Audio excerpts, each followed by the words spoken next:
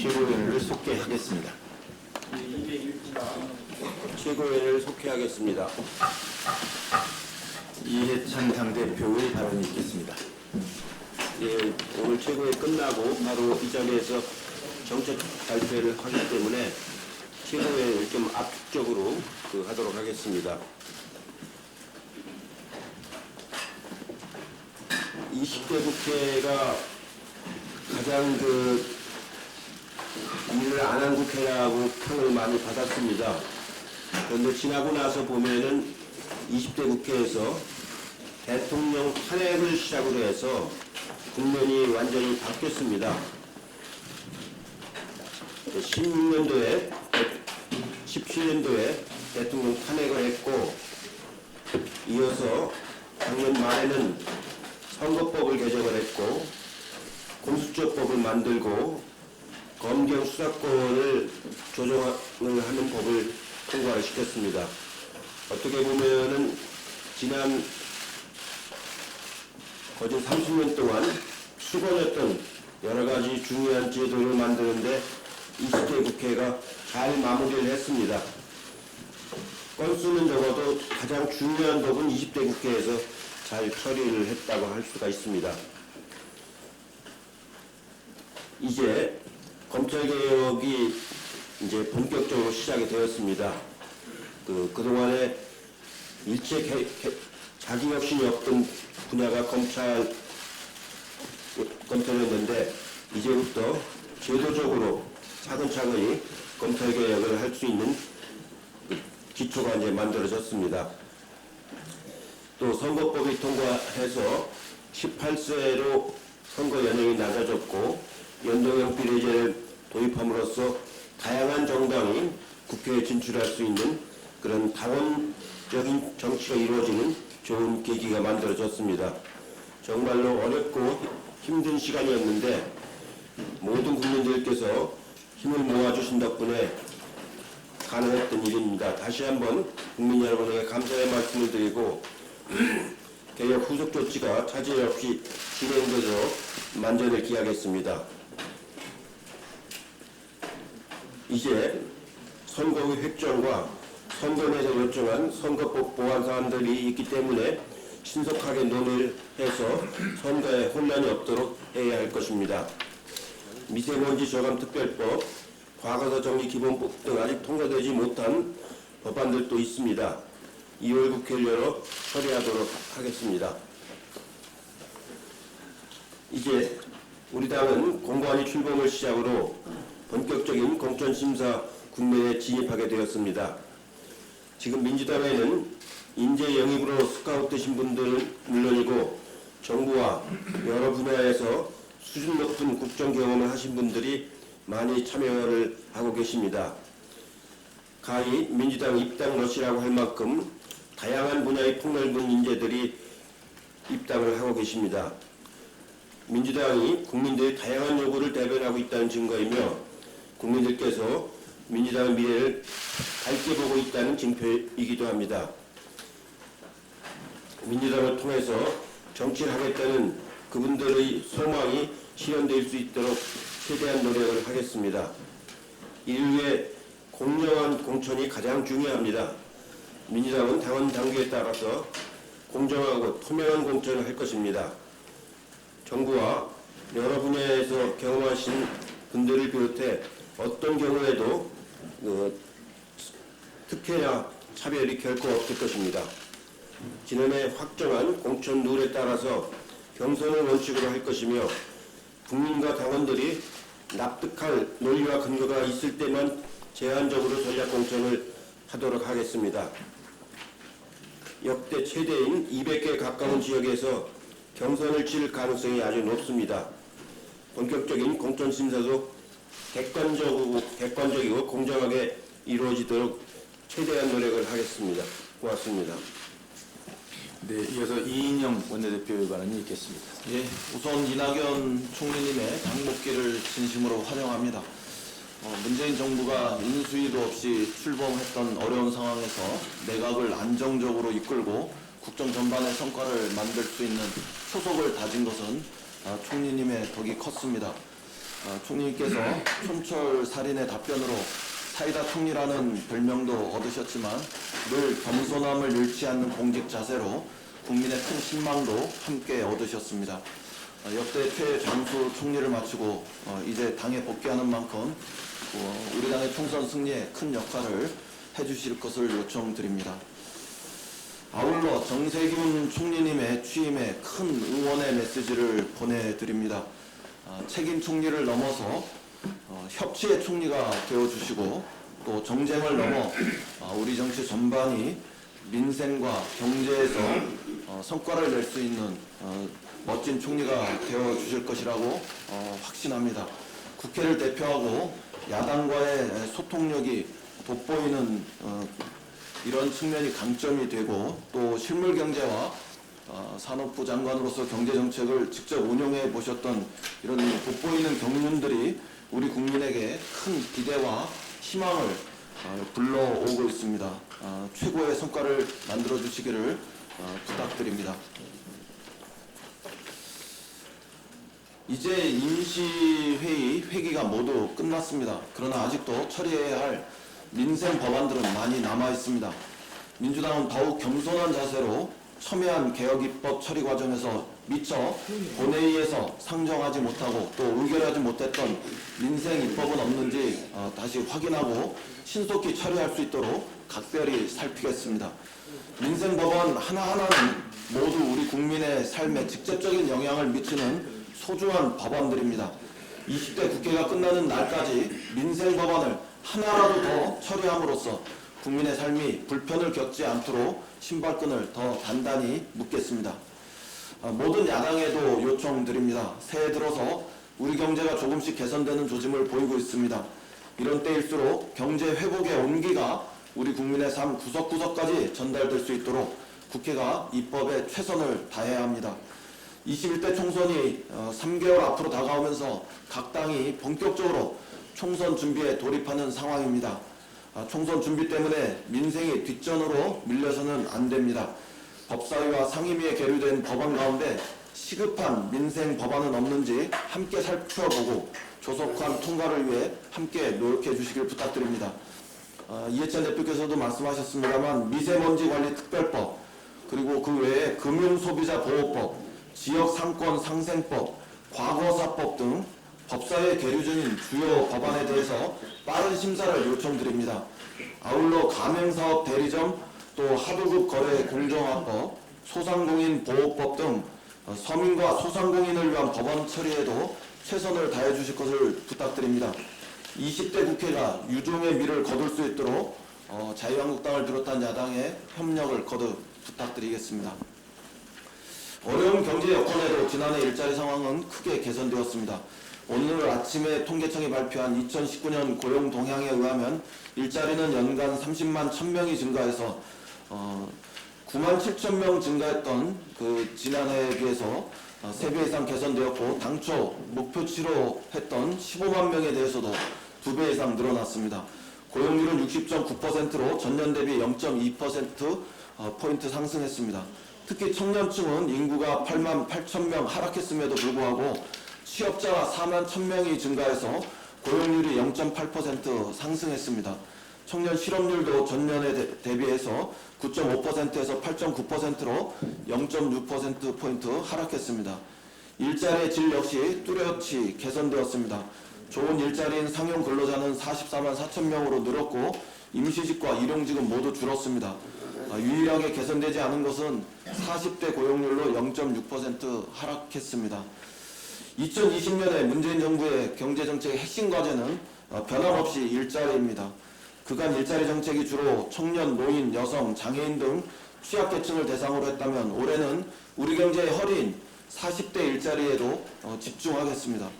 정부는 3월까지 40대 일자리 종합대책을 세우기 위해서 기획재정부, 고용노동부, 산업자원부, 중기벤처부 등 범정부 합동으로 40대 일자리 TF를 구성하고 전수조사에 가까운 40대 일자리 실태 파악에 나섰습니다. 당도 정부와 긴밀히 협력해서 꼭 필요한 입법과 예산 지원에 나서겠습니다. 2020년 새해에는 일자리 사정이 한결 나아지고 또 체감할 수 있는 전환점이 될 수 있도록 당정이 최선을 다하겠습니다. 이상입니다. 네, 다음 박주민 최고위원의 발언이 있겠습니다. 예, 베트남전이 한창이었던 1965년 미국 중서부 아이오와주의 데모인이라는 도시에 중학교와 고등학교를 다니던 13살 메리 팅커, 15살 존 팅커, 16살 에크하르트는 미국의 베트남전을 반대하는 의미로 검은색 완장을 차고 등교할 계획을 세웠습니다. 이 계획을 미리 알게 된 교장은 검은 완장을 두른 채 학교에 오게 된다면 징계를 하겠다고 선언을 했습니다. 그렇지만 이 학생들은 계획대로 검은 완장을 두른 채로 등교를 했고 결국 이 학생들에게는 등교 정지 조치가 내려졌습니다. 이 학생들은 학교 측의 이런 조치가 부당하다며 법원에 소송을 제기했고 결국 연방대법원은 학교 측의 징계가 부당하다라고 판결을 했습니다.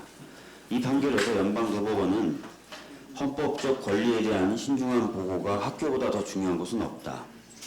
나라의 미래는 권위적인 선택이 아니라 수많은 말들로부터 진실을 발견하는 사상의 건강한 교환의 폭넓은 노출을 통하여 훈련된 지도자들의 좌우된다 라고 하였습니다. 또한 교실에서, 식당에서, 교정에서 한 다수의 다른 사람 관점과 다른 어떤 말이 논쟁을 일으킬 수 있고 혼란을 초래할 수 있다.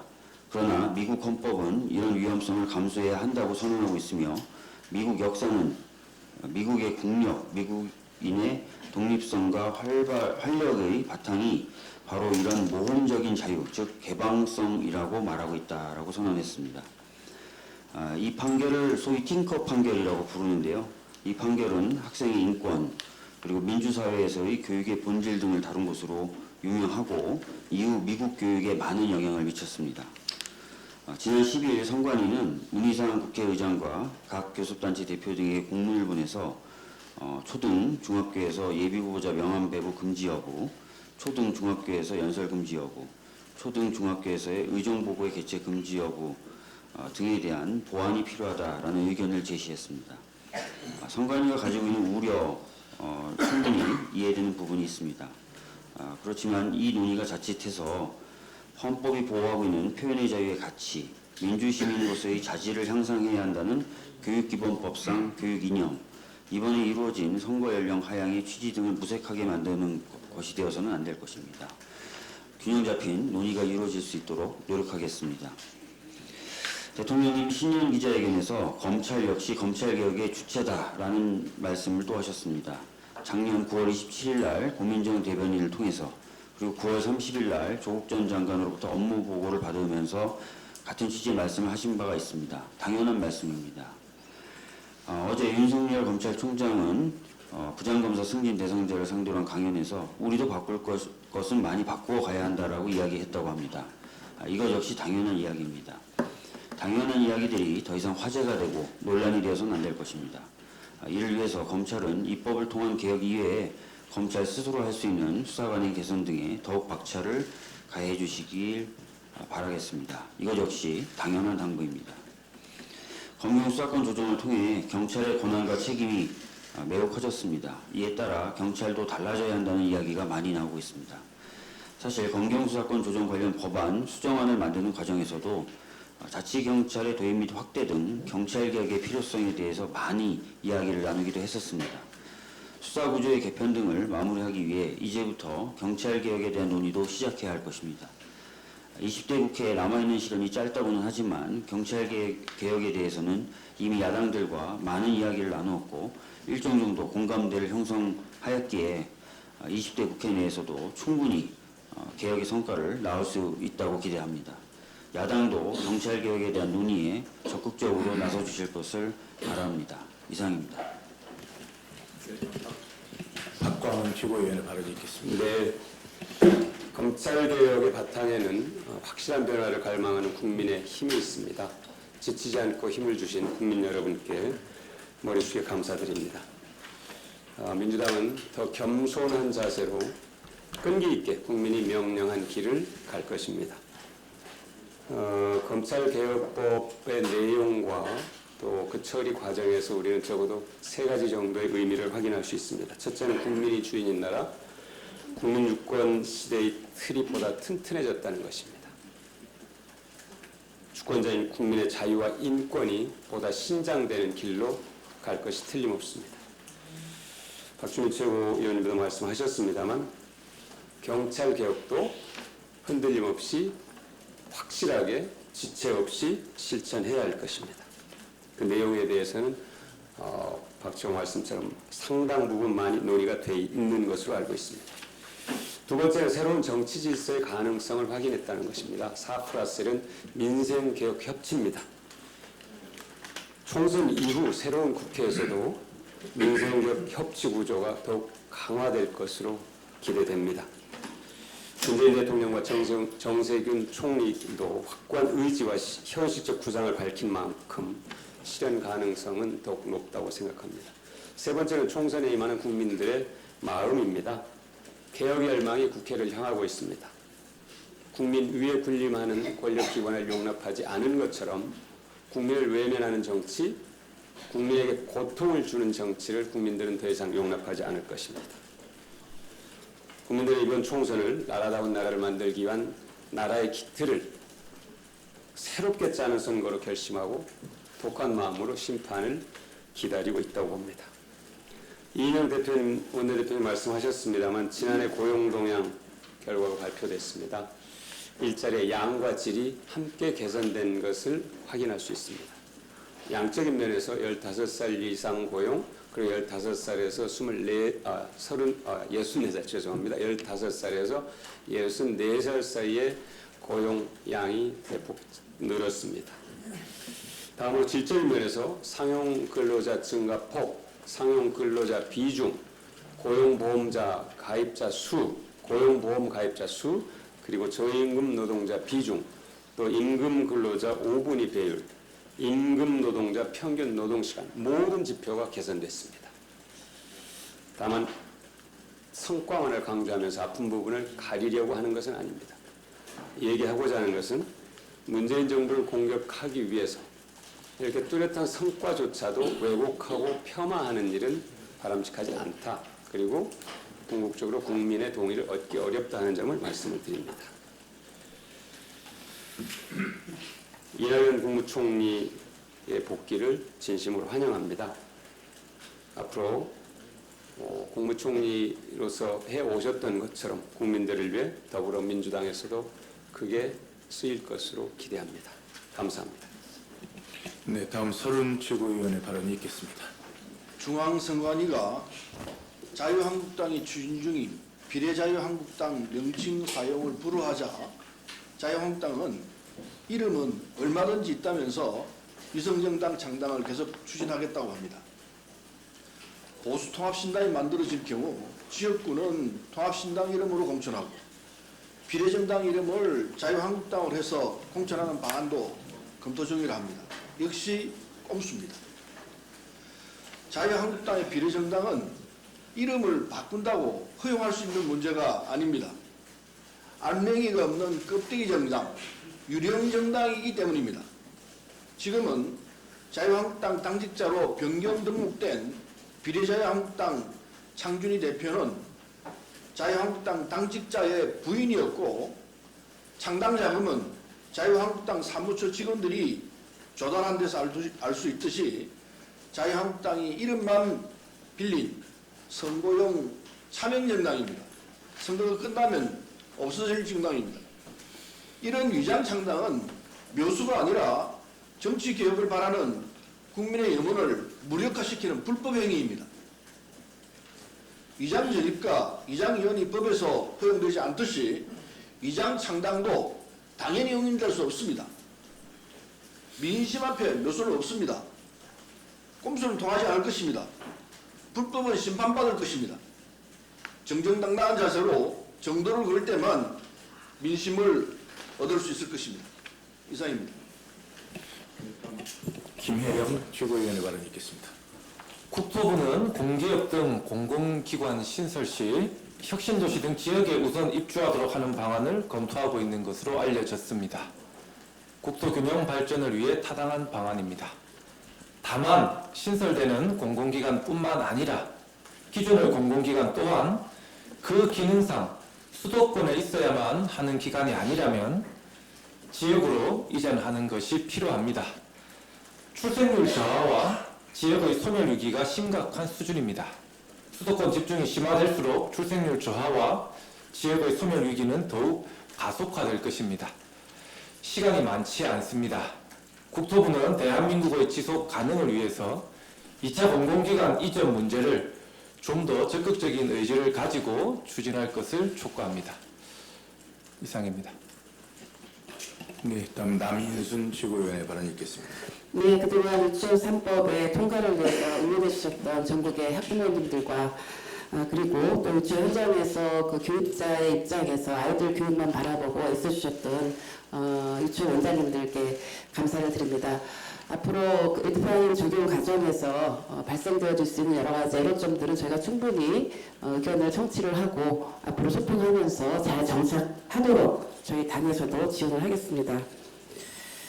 예, 민생 법안이 아직도 산적해 있습니다. 20대 국회 임기가 얼마 남지 않았는데 가습기 살균제 피해자 구제를 확대하기 위한 가습기 살균제 피해 구제를 위한 특별법, 고농도 미세먼지를 효과적으로 대응하기 위한 미세먼지 저감 및 관리에 관한 특별법, 과거사 진실 규명을 위한 진실 화해를 위한 과거사 정리 기본법, 아동 학대 조사를 공공화하기 위한 아동복지법, 이런 민생 관련한 법안이 여전히 계류 중인 것이 1만 5천 건에 달한다고 합니다. 이제 정말 시간이 얼마 남지 않았습니다. 20대 국회는 마지막까지 치전을 다해서 유종의 미를 거둬야 합니다. 여야 합의로 이미 상임위원회를 통과한 법안들이 법제사법위원회에 자구심사 정도로 지금 남아있는데요. 이런 부분들을 조속히 통과시켜서 2월 임시국회에서 처리될 수 있도록 치전을 다해주시기 바랍니다. 이상입니다. 네, 이어서 이수진 최고위원의 발언이 있겠습니다. 무기계약직으로 전환된 노동자들은 정규직 노동자라고 봐야 한다는 대법원 판결이 있었습니다. 내용에는 정규직의 차별적 대우는 위법하다는 결론이 담겨져 있습니다. 이번 판결을 계기로 정규직과 비정규직 가운데 놓여있는 준규직이라 불리는 무기계약직에게도 정규직과 동일한 취업규칙을 적용해야 한다는 원칙을 재확인한 셈입니다. 차별당하고 있는 노동자들과 대법원의 평등 원칙에선 판단이 어떤 사회적 변화를 가져올지 원칙을 중심에 두고 함께 판단해 볼 문제라고 생각합니다. 이상입니다. 네, 이어서 이형석 최고위원의 발언이 있겠습니다. 예, 민선 최장수총리로서 문재인 정부의 국정운영을 안정적으로 뒷받침했던 우리 전 이낙연 총리가 당에 복귀하셨습니다. 진심으로 환영하고 그 노고에 대해서 박수를 보냅니다. 지난 13일 선관위는 비례유사 정당은 기존 정당과 구분되지 않아서 그리고 민의를 왜곡할 수 있고 정치적 가치를 내포하지도 않았다 이렇게 해서 비례유사정당 명칭 사용을 불허했습니다. 선관위의 선택은 대단히 올바르고 당연한 결과이다 이렇게 생각을 합니다. 하지만 이러한 선관위 결정에도 불구하고 방금 언급이 있었습니다마는 자유한국당은 비례정당 후보 이름은 아직도 많다 이렇게 이야기하면서 아직도 비례위성정당 창당 의지를 포기하지 않고 있습니다. 자유한국당은 더 이상 민주주의에 반하는 꼼수위성정당을 설립하려는 의도를 철회하고 정정당당하게 유권자의 선택을 받을 수 있는 공당의 모습을 이제는 좀 보여주시기 바랍니다. 이상입니다. 네, 그럼 이상으로 모두 발언을 마치고 회의를 비공개로 전환하겠습니다. 언론인 여러분들께서 협조해 주시기 바랍니다.